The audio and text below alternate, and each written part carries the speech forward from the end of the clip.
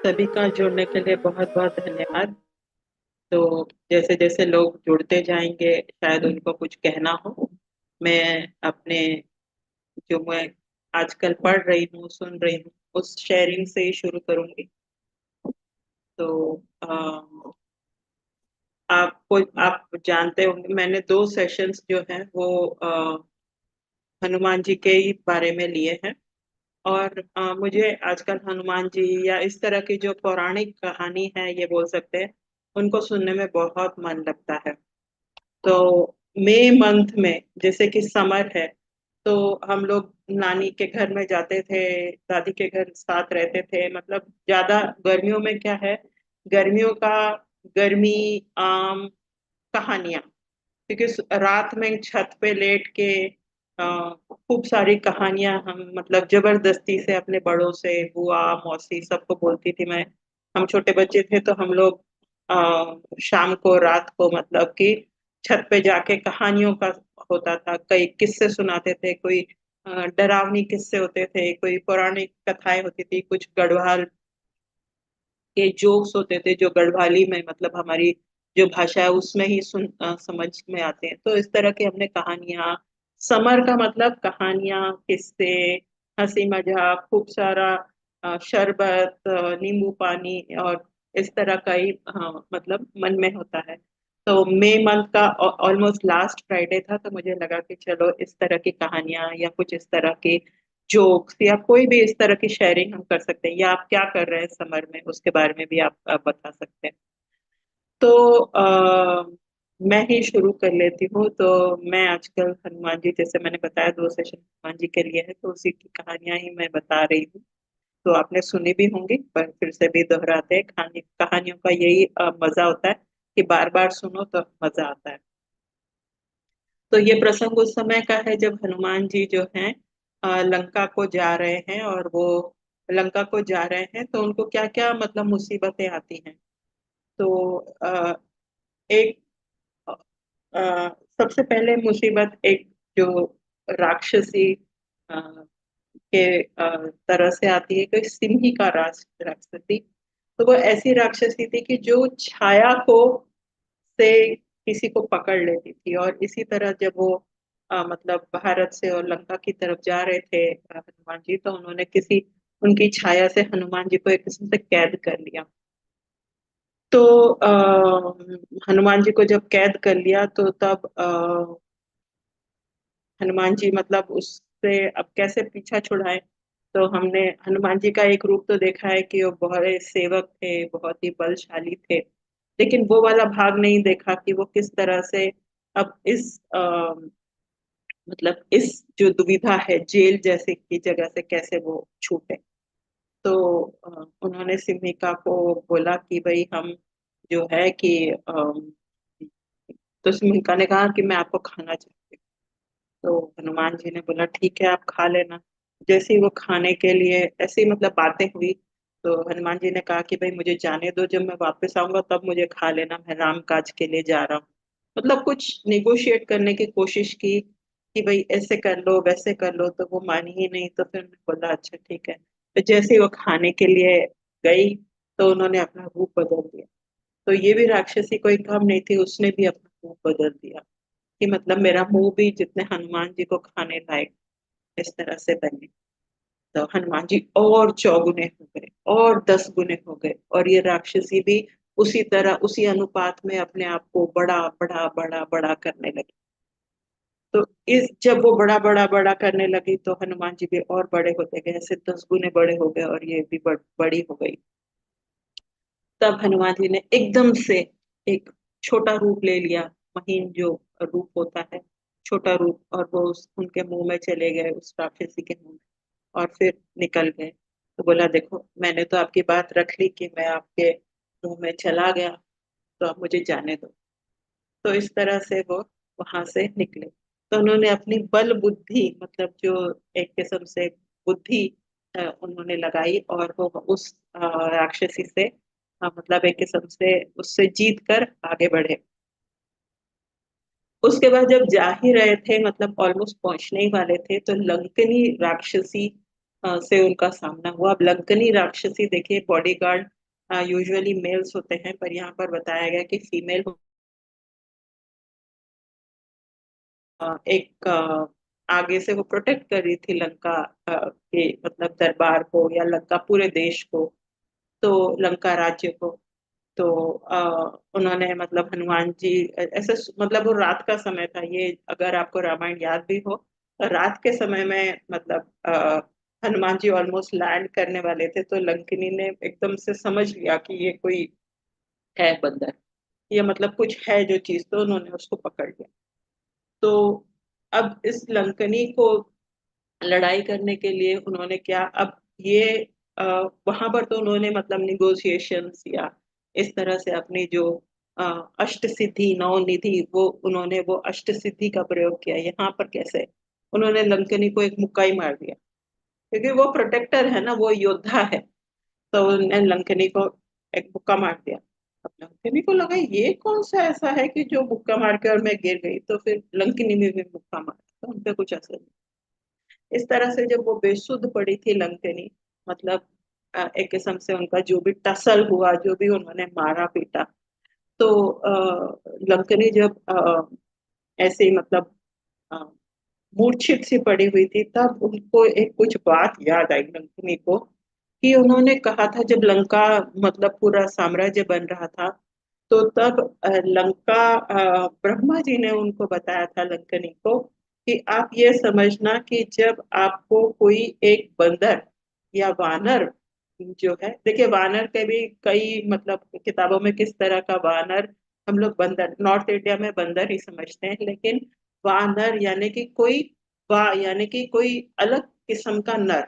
ये भी ऐसे भी कई सारे राइटर्स ने या जो ऑथर्स हैं उन्होंने भी बोला है कि हमको हनुमान जी को वानर ही मतलब बंदर की तरह ही नहीं समझना चाहिए, एक स्पेशल किस्म के नर थे।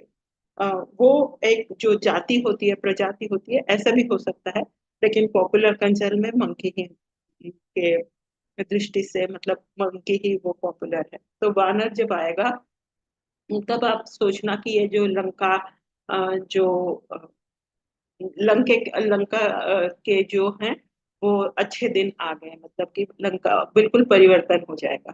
तो एकदम से मतलब लंकनी को जब वो मूर्छित थी और वानर ने उसको मारा था, मतलब हनुमान जी ने मारा था, तब उसको एकदम से वो अ, बात याद आ गई, यानी भविष्यवाणी याद आ गई, और उसने उनको प्रणाम किया और फिर हनुमान जी आगे बढ़े। उसके बाद तो हमें पता ही है कि हनुमान जी कैसे रात में जो है उन्होंने यहाँ विभीषण के घर में गए। तो विभीषण जो है राम नाम का जप कर रहा था, और भी इधर उधर उन्होंने देखा कि बहुत मतलब लंका जो एक सिटी है जो कि बहुत ही भव्य, बहुत अच्छी अच्छी जगह है वहां पर, और मतलब एक किस्म से समृद्ध सिटी है, राज्य है। तो विभीषण के घर के आसपास से गुजरे तो वहां पर राम नाम राम नाम राम नाम का जप चल रहा था। तो ये रात का समय था, तो हनुमान जी को एकदम से मतलब से राम नाम और लंका में कौन कर रहा है, तो देखा तो उन्होंने देखा अच्छा आप राम को जानते हैं। तो विभीषण से बात हुई, तो विभीषण ने कहा देखिए मैं राम नाम का जप तो कब से कर रहा हूँ, लेकिन मुझे राम जो रसायन है या राम का जो एक किस्म से जो उनकी क्या बोलेंगे मतलब जैसे सपोर्ट है, या उनकी जो उन्होंने हम मुझ पे कृपा नहीं बरसाई, राम ने मुझे कृपा नहीं बरसाई अभी तक, और मैं इस तरह से यहाँ पर लंका में और रावण के जो भी राज्य में। तो फिर हनुमान जी ने की बात सुनी। तो हनुमान जी इंटेलिजेंट भी थे, मतलब है ना, हम बुद्धिहीन है उनके सामने, पर हनुमान जी बड़े बुद्धिमता बुद्धिमान थे, बुद्धिमती थी उनमें, बुद्धिमती थी। तो मैंने बोला अच्छा आप राम नाम का तो जप कर रहे हैं, मैंने देखा आपको रात में भी राम नाम जप कर रहे हैं, पर आप राम काज कीजिए। अर्थात कि जब हम एक बात होती है कि हम अपने गुरु को मान लेते हैं, फिर राम नाम मतलब कि उनके बारे में जान लेते हैं, लेकिन अब हम उनका राम काज भी करना है, यानी कि कुछ एक्शन भी लेना है, सिर्फ जप करने से ही नहीं होगा। हनुमान जी का कहने का अर्थ था कि जब वो सीता को वहां पर लाए, मतलब उनका हरण करके लाए, तब आपने अपनी बात क्यों नहीं रखी कि आपको ने सीता को क्यों हर लिया, या आपने अपनी बात को क्यों नहीं कहा। तो विभीषण को तब समझ में आया कि राम नाम में और राम काज में क्या अंतर होता है। तो राम हनुमान चालीसा में ही हम सुनेंगे, हम देखते हैं कि जो हनुमान थे वो किस तरह से एक किस्म से पहले राम के भक्त बने, फिर राम के दूत बने, फिर राम काज के लिए उन्होंने अपनी पूरी जिंदगी जो है लगा दी। तो राम काज यानी कि ठीक है हम भक्ति करें, हम नाम जपें, वो सब सही है, लेकिन फिर राम काज यानी कि जो प्रभु की इच्छा हो, जो यूनिवर्स हमसे करवाना चाहता है। मतलब राम इसका यहाँ पर है कि राम हमसे क्या करवाना चाहते हैं, हमसे क्या उनकी उम्मीदें हैं, उस पर हम खरे उतरे, तो वो होता है राम काज। तो इस तरह फिर वो राम की कहानी आगे चल, सॉरी, हनुमान जी की कहानी आगे चलती है। फिर वो आपको पता होगा कि फिर रात जब इस तरह से उन्होंने इधर उधर, एक किस्म से वो स्पाई के रूप में भी गए थे, दूत के रूप में भी गए थे। तो उन्होंने पूरा मतलब एक किस्म से पूरी, क्या बोलेंगे, जैसे पूरी नो इन्फॉर्मेशन लंका सिटी की ले ली, और फिर वो गए गए गए, और फिर वो उनको वो जगह मिल गई कि जहाँ पर सीता माता जो थी, फिर लेकिन अ, तब तक सुबह हो चुकी थी। फिर उन्होंने अपनी बुद्धिमती का वो किया, मतलब एक किस्म से क्या बोलेंगे, मतलब दर्शाया। हाँ, देखिए हर जगह पे उन्होंने अलग अलग, किसी को मुक्के से मार दिया, किसी को अपनी अष्ट सिद्धि बता दी, बड़े होके छोटे होके। अब यहाँ पर सीता जी के सामने कैसे जाया जाए, अब उनके पास मुद्रिका थी, आपको पता ही है। तो फिर उन्होंने वो मुद्रिका इधर ऐसे मतलब छोटे से हो गए वो, हाँ, तो सूक्ष्म रूप रख लिया उन्होंने, और वो मुद्रिका कहीं पर ऐसे सीता जी को दिखाते इस तरह से रख दी। सीता जी बड़े अचरज में, आपको पता होगा कि कैसे वो अचरज में कि कैसे यहाँ पर ये मुद्रिका आ गई है। तो फिर उन्होंने वहां पर अ, जो है कि फिर वो एक वृक्ष में बैठ के, खैर ये आपने सब सुना होगा कि वृक्ष में बैठ के राम नाम के, मतलब राम की कथाएं बताने लगे कि वो ऐसे हैं, उनके गुणगान करने लगे। सीता को लगा कि ये कौन है, ये इस तरह की बातें ये वानर जो है पेड़ में बैठ के कर रहा है। सीता माता बोलती है, वैसे मतलब हनुमान जी को पहले ही मतलब कि डायरेक्टली बात नहीं करना है, एकदम ऐसे जाके ओ या hello ma'am I have come from Ram, ऐसे उन्होंने नहीं बोला, डायरेक्टली नहीं बोला। तो इस तरह की पहले मुद्रिका दिखा दी, फिर राम की बातें करने लगे, वो भी वृक्ष में, मतलब इनडायरेक्टली अप्रोच किया। फिर तो फिर सीता बोलती है कि आप कौन है। राम दूत हूँ, राम भक्त हूँ। बोले ऐसे तो फिर रावण ने भी मुझे बोला था कि भाई वो राम दूत है, राम भक्त है, और फिर मेरा हरण कर लिया। मतलब सीता माता को किस तरह विश्वास दिलाया जाए कि भाई मैं राम भक्त हूँ, राम दूत हूँ। तो ये दो चीजें उन्होंने की। फिर उन्होंने बोला, फिर उन्होंने एक शब्द बोला कि मैं जो है कि राम जो राम दूत, तो उन्होंने एक राम का नाम लिया, इस तरह से राम का नाम लिया जो कि सीता माता को ही पता था, मतलब कि कोड वर्ड, इस तरह से जो सीता माता को ही पता हो कि राम को इस तरह से भी बुलाया जाता है। और राम प्रताप, इस तरह से जब जो बोलती थी सीता माता उनको, उस नाम से उन्होंने पुकारा। तो तब सीता माता को जब तीन चीजें एकदम से पता चली, धीरे धीरे धीरे करके, तब तक सुबह हो चुकी, तब उनको समझ में आया, अच्छा ये सचमुच में रामदूत है। तब उन्होंने विश्वास दिलाया कि आपको लेने के लिए राम आएंगे। और फिर सीता माता को विश्वास उन्होंने दिलाया। तो हर एक जगह पे फिर कहानियां आगे बढ़ती हैं। आपको पता है कि वो किस तरह से रावण के दरबार में पहुंचते हैं, फिर वहां पर उनकी पूंछ को वो आग लगाई जाती है, फिर वो कैसे लंका को ध्वस्त कर देते हैं। और फिर वहां पर से फिर वो पूरी जानकारी लेके, पूरी एक किस्म से जैसे कि बोलते हैं ना, वहां पर क्या क्या जरूरत हो सकती है, वो सारी जानकारी लेके फिर वो वहां पर राम जी के सामने आए। तो ये थी एक छोटी सी कहानी। मैंने सोचा कि आनंद में जोक, कहानियां, स्मरण, सॉन्ग्स, ये सब तो हम करेंगे ही। तो आप अगर कुछ और इसमें ऐड करना चाहते हैं या कोई कुछ और बताना चाहता है तो प्लीज बताइए। और thank you, thank you for listening. Thank you ma'am, बहुत अच्छे से आपने समझाया। अच्छा कहानी, बहुत इंटरेस्टिंग तरीके से समझाया मैम, बहुत अच्छा लगा। और मुझे एक हनुमान जी का एक बचपन का कहानी पता है, जब मैं मेरी ग्रैंड माँ से सुनती थी। जब वो छोटे थे, उनके पास तो बहुत सारी शक्तियां थी, लेकिन वो एक दिन वो सो के देख रहे थे आकाश में, और सूर्य उनको दिखाई दे रहा था पूरा ऑरेंज कलर का, बॉल की तरह। उनको लगा कि ये टेस्टी सा फ्रूट है, मुझे तो इसको खाना चाहिए। तो फिर वो निकल पड़े खाने के लिए। तब तक उनको सभी अपने पावर्स के बारे में पता था। वो उड़ सकते थे, छोटे हो सकते थे, बड़े हो सकते थे। तो वो उड़ के गए और जाके सूर्य के पास जी के पास पहुंच गए, और बोले मुझे तो आपको खाना है। तो छोड़ भी नहीं रहे थे, उनके पीछे घूम रहे थे। तो क्या करे, अभी ये तो समस्या हो जाएगी, सूर्य देव को अगर ये हनुमान जी खा लेंगे तो फिर इस संसार का क्या होगा। तो फिर सारे सभी देवी देवताओं का आगमन हुआ। फिर सबने मिलके डिसाइड किया कि उनको सारी शक्तियां के बारे में उनको भुला दिया जाएगा। उनको मेमोरी नहीं रहेगा कि उनके पास इतने सारे पावर है, ताकि वो आगे जाके ऐसे सभी ना करे। तो ऐसे करके भगवान सभी लोगों ने उनकी याददाश्त मिटा दी। तो उनको याद ही नहीं रहा कि वो बड़े हो सकते हैं, छोटे हो सकते हैं, उनके साथ इतने सारे पावर है। और सूर्य देवता बच गए, इसीलिए उनको याद नहीं रहा था। लेकिन जब भी राम जी के पास वो आए, उनको याद करवाया गया, ताकि उनके पास इतने सारे पावर्स है। वही मुझे कहानी बताती थी मेरी नानी, मुझे याद आया, मैं सोचा कि शेयर कर लूं।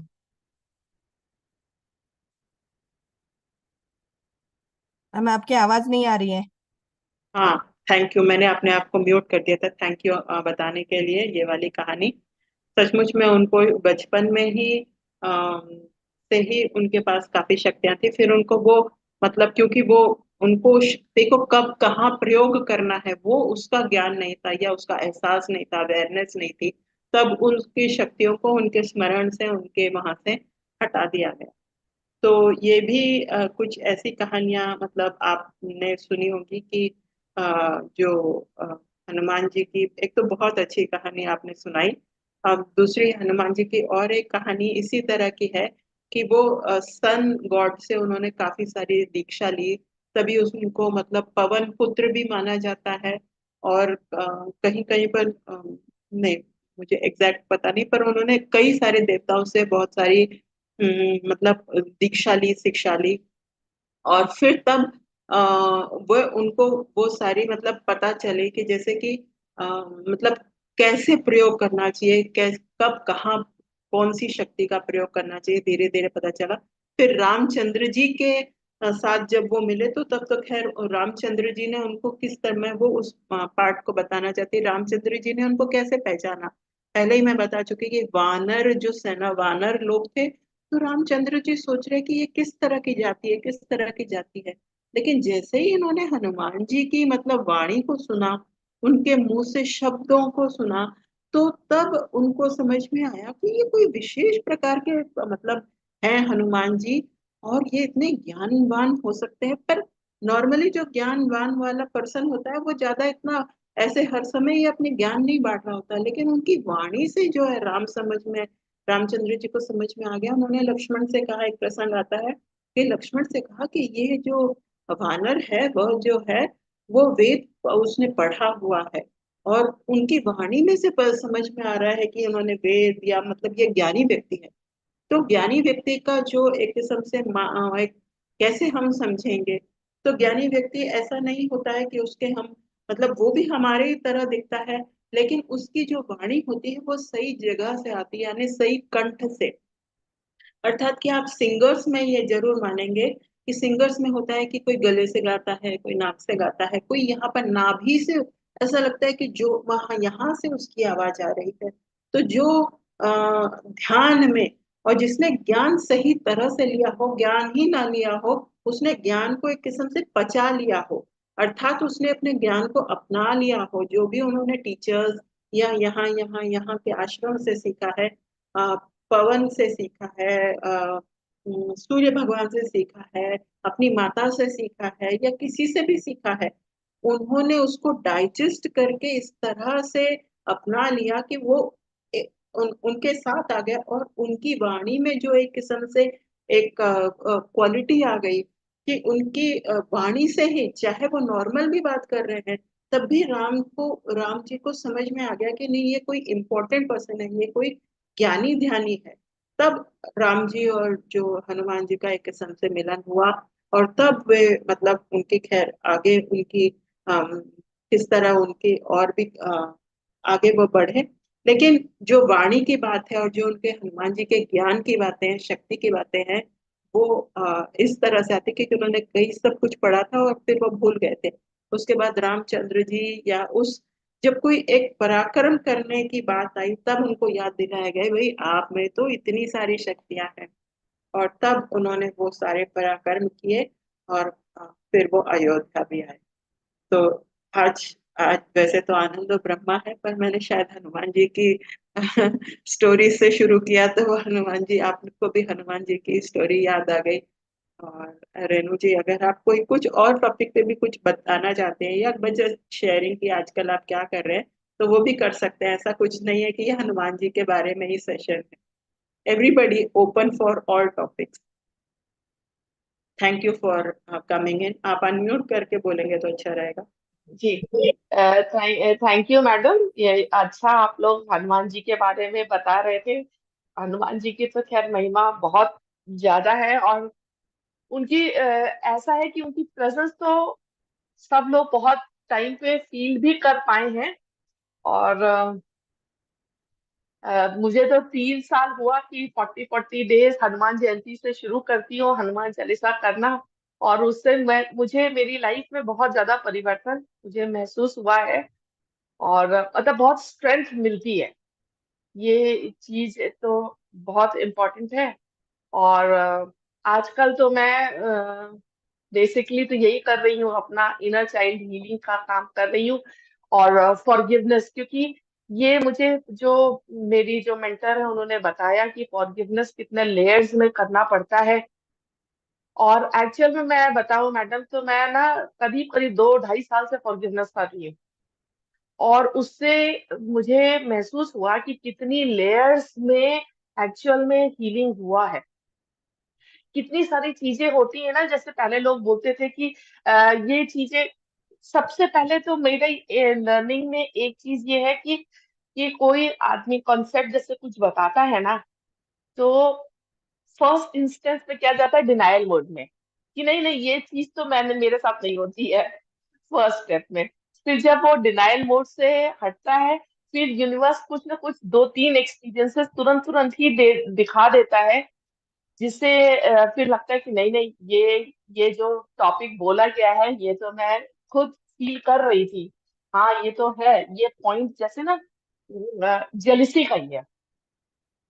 एक मैं टॉपिक पे सुन रही थी जेलिसी के, तो उन्होंने बोला कि जेलिसी जो होता है आपके एनलाइटमेंट के, अवेयरनेस टू एनलाइटमेंट, एनलाइटमेंट वाले रास्ते में जेलिसी जो अगर आप रखते हैं किसी भी फैक्ट, किसी भी चीज से या किसी भी लोगों से या कुछ भी करते हो, तो वो आपको आपके स्पिरिचुअल ग्रोथ में हिंड्रेंस का काम करता है, ऑब्स्टेकल का काम करता है। तो उस ग्रुप में काफी सारे लोग थे, तो सबने सुना, मैंने भी सुना, मगर मुझे लगा नहीं नहीं ये जेलसी वेलसी तो नहीं है, this is not a part of me. और कैसे करके ना 3 4 दिन के अंतर में एक दो इंसिडेंसेस ऐसे हुए, और मैं अपने थॉट्स को पकड़ पाई कि देखो यहाँ से ना मैं थोड़ा सा जेलस हुई हूँ। और फिर उन्होंने बताया कि मगर ये अच्छी बात है मेडिटेशन में आने से, या जो एक थॉट हमको मिलता है ना, उस पे आप जब बार बार चर्न करते हो और अपने ह्यूमन बिहेवियर को ऑब्जर्व करते हो, तो आपको समझ में आता है हाँ देखो मैंने ये किया। और जब वो अवेयरनेस में आ जाता है ना, तो फिर वो बहुत जल्दी हट जाता है। तो एक तो लर्निंग ये हुई। और दूसरा ये कि फॉरगिवनेस, फॉरगिवनेस सिंपल सी चीज है। जैसे यही मैं अपना बस एक्सपीरियंस बता रही हूँ कि डिनायल मोड में पहले किसी ने बोला फॉरगिवनेस, तो मुझे ऐसा लगता था कि मुझे ना शायद इनके लिए फॉरगिवनेस करनी है, क्योंकि मैंने शायद कभी गलत सोचा था इनके बारे में, या कभी कुछ गलत फील किया था। या मैंने कुछ गलत कभी बोला है, ऐसे करके मुझे ऐसा लगा। मगर बाद में ये चीज मुझे समझ में आई कि सबसे ज्यादा फॉरगिवनेस तो हमको अपने लिए करनी होती है, क्योंकि हमने कितने लेवल पे कितना, जब हम बचपन से बड़े हो रहे हैं तो हमारा बहुत बार कुछ करने की इच्छा होती है, या बहुत बार जॉब रिस्पॉन्सिबिलिटीज की वजह से या किसी भी चीजों की वजह से हम लोग अपनी खुशी, अपनी चीजों को बहुत बार रोक देते हैं। और अ, दूसरों को हैप्पी करने के लिए और दूसरों के लिए हम बहुत कुछ करते हैं, मगर अपने लिए नहीं करते। ये चीज मेरा लर्निंग हुआ जब मैंने, एक्चुअली मुझे समझ में नहीं आ रहा था, जब मैं एक ग्रुप से ही एसोसिएट हुई थी और वो लोग फॉरगिवनेस करा रहे थे, तो मुझे पहले समझ नहीं आया कि मुझे किसके लिए करना है। तो चलो मैंने स्टार्ट किया, और स्टार्ट करने में अपनी एक फ्रेंड के लिए फॉरगिवनेस एक दो दिन किया, फिर मुझे लगा नहीं, चलो मुझे अपने से शुरू करना चाहिए। तो बिलीव मी और नॉट, जब मैंने 3-4 दिन कर लिया, तो मेरे अंदर के ना जो रिजेक्शंस हैं, जो मैंने अपने को रिजेक्ट किया था कभी किसी टाइम पे, किसी से कंपेयर करके या कैसे भी करके, या जो कुछ हर्ट हुआ था, जब मैं ना सिंपल ये वो पोनोपो वाली prayer, I am sorry please forgive me, आंख बंद करके ठीक तरीके से कर रही थी, तो कितना टाइम हुआ कि मुझे रियलाइज हुआ कि अरे बाप रे, यहाँ पे हर्ट था। फिर जब आप आंख बंद करके ट्रूली कनेक्ट होते हैं ना आप अपने आप से, तो समझ में आता है कि नहीं, यहाँ पे मुझे हर्ट है, यहाँ पे मुझे अपने आप से माफी मांगनी है, यहाँ पे मैंने अपने केयर नहीं की, वैल्यू नहीं दी अपने को। तो मेरी लाइफ में तो ये बहुत बार स्पिरिचुअल कॉन्सेप्ट जो भी आए हैं, स्टार्टिंग डिनायल मोड से होती है, फिर वो रियलाइज होता है, फिर क्योंकि भगवान का गुजार हूँ कि बहुत अच्छे अच्छे मेंटर्स मिले, और उन्होंने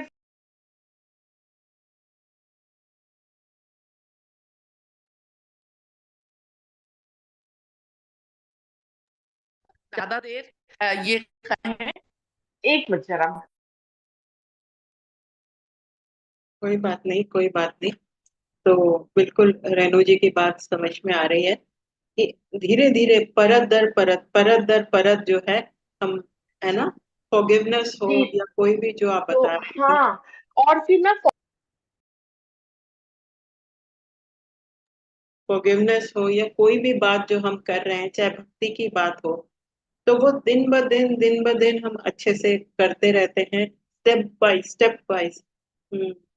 जैसे कि कभी कभी मैं, हाँ, हाँ, बताइए। तो मैडम ये फिर ना इस तरीके से उन्होंने बोला, उन्होंने जब अपना एग्जाम्पल लेके बताया ना, कि मुझे लगता था कि जैसे एक नॉर्मल कोई भी होता है ना, कि अभी मैंने 21 डेज फॉरगिवनेस कर लिया, कुछ तो नहीं हुआ, ये कर लिया, कुछ तो नहीं हुआ। जब उन मेंटर ने मुझे बताया कि मैंने फॉरगिवनेस 2 इयर्स किया है एक ही पर्सन से, और तब उन्होंने बताया कि मेरी लाइफ में इतना चेंज आया, इतना कॉन्फ्लिक्टिंग बिहेवियर था, इतना वो था। और उन्होंने बोला जब आज 2 साल मैंने उनसे मन ही मन में, ऐसा नहीं है उनके पास जा करके फॉरगिवनेस नहीं किया, बस ऐसे ही वो अपने मन में वही 15 मिनट्स का लगा करके I am sorry please forgive me thank you I love you बोलते रही। और उन्होंने बेसिकली फील किया कि मैं दिल से माफी मांगती हूँ, मैंने इस लाइफ में या पास्ट लाइफ में जो भी गलत किया है आपसे। तो फिर जो है, अब उन लोग का रिलेशन इतना अच्छा है, और इतने अच्छे से वो लोग करते हैं। तो तब मुझे पत्री जी का वर्ड समझ में आया, you create your own reality. जब आप ये स्पिरिचुअल कॉन्सेप्ट्स को इतनी अच्छी तरीके से बिल्कुल मन लगा करके प्रैक्टिस करेंगे, तभी आपकी लाइफ बदलेगी। बिल्कुल, बिल्कुल सही कहा कि you create your own reality. और ये जो आपने कहा कि लेयर्स लेयर्स, और एक ही चीज को 2 साल तक करने में, हम हाँ, सोचते हैं कि मैंने तो 21 डे कर लिया, फिर भी मेरे मन में गुस्सा आ रहा है। आप यही तो नहीं, कहना चाहते और ना 21 डेज का जब कुछ तो नहीं हो रहा है, हम्म, तो इसलिए आदमी छोड़ देता है। मगर जैसे जब अगर वूंड ज्यादा है, तो आपको उतनी ज्यादा देर तक करना भी पड़ेगा ना। तो ये जो उन मेंटर ने मुझे ये चीज, जो ये रियलाइजेशन सीख दी, और उससे मैं खुद भी ऐसे ही कर रही हूँ। एक पर्सन को लेकर के कितने दिन तक आप करते रहिए और लाइफ तो बदलेगी ही बदलेगी, 100% है। बहुत बहुत अच्छी शेयरिंग और बहुत इंस्पायरिंग शेयरिंग, और जो बोलेंगे जैसे प्रैक्टिकल टिप्स कि कभी भी जी। 21 दिन 40 दिन करने के बाद भी हाँ। नहीं समझ लें हाँ, हो गया, कोई। नहीं, उस पर हाँ। करते रहना और और अपने आप को हमको चेक समझना है। हाँ। हाँ, हमको अब समझना है कि इसमें अभी हम अगर अभी चेंज नहीं आया है, इसका मतलब अभी और लंबा जाना है और करना है इसमें। और अगर हम दो ही चीज को अपने लाइफ में लें, एक ग्रैटिट्यूड, जो भी जैसे भी अभी परिस्थिति है उसके लिए बहुत बहुत धन्यवाद।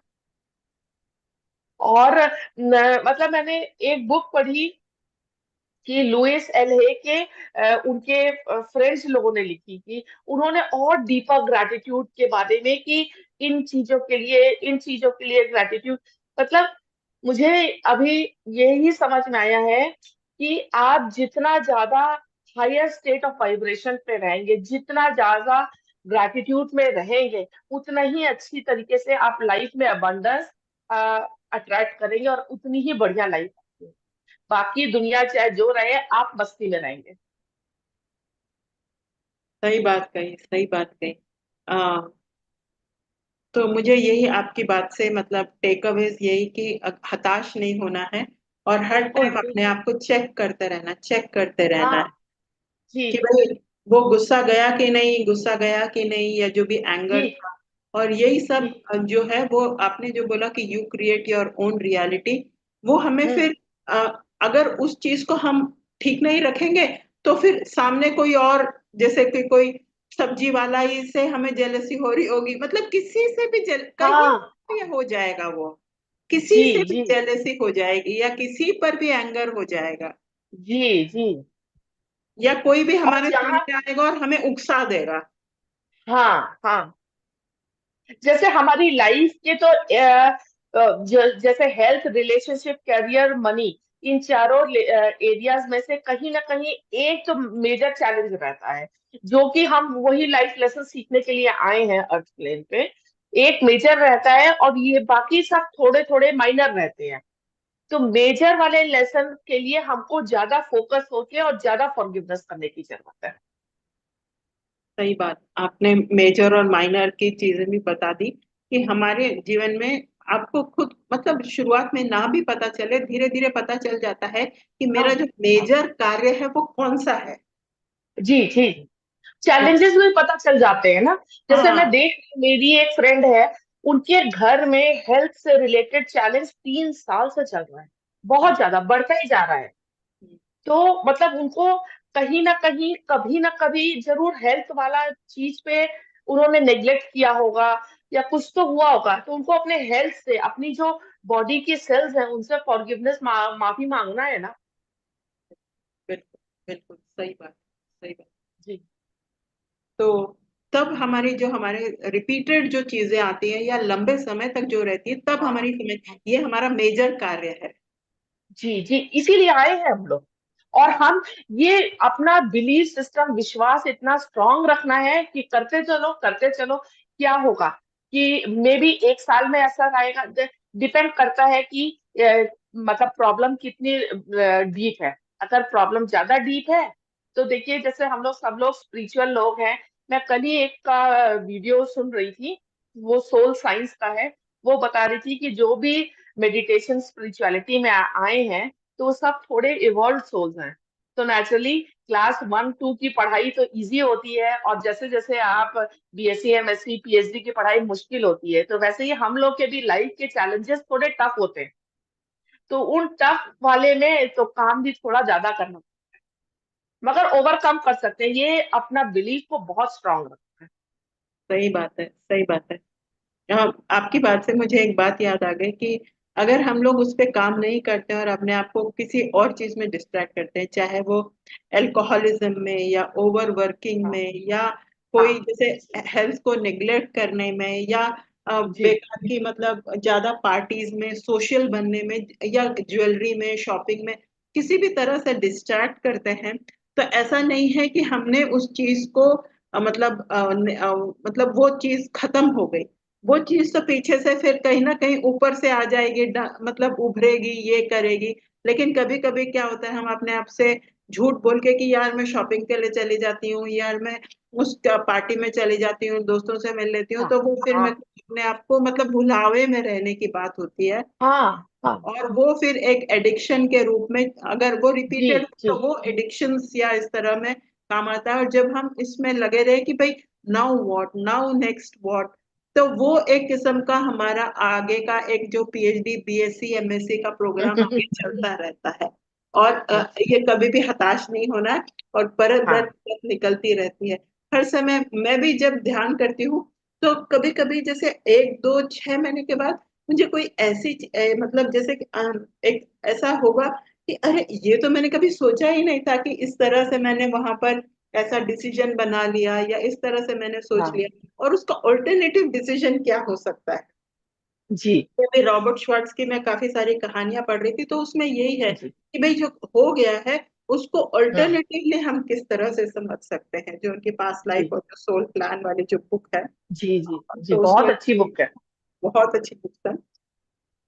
तो ये आज का सेशन इस तरह से हम पूरा करेंगे। 3 लोग आए हैं, तो हम तीनों के लिए बहुत बहुत, तीनों को मैं शाबाशी देना चाहती हूँ कि कई लोग गर्मी की वजह से या बाहर छुट्टी की वजह से, और खासकर हाँ अगर अन्नपूर्णा जी सुनती हैं, तो अन्नपूर्णा जी के घर में जो वेडिंग चल रही है उनमें उनके बेटे की शादी के लिए दोबारा से बधाई।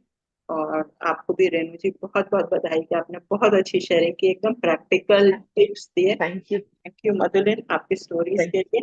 Thank you, thank you. अगले हफ्ते मिलते हैं। Thank you. Thank you. Thank you so thank you much. Ma'am. Thank you thank so you. Much. Thank you.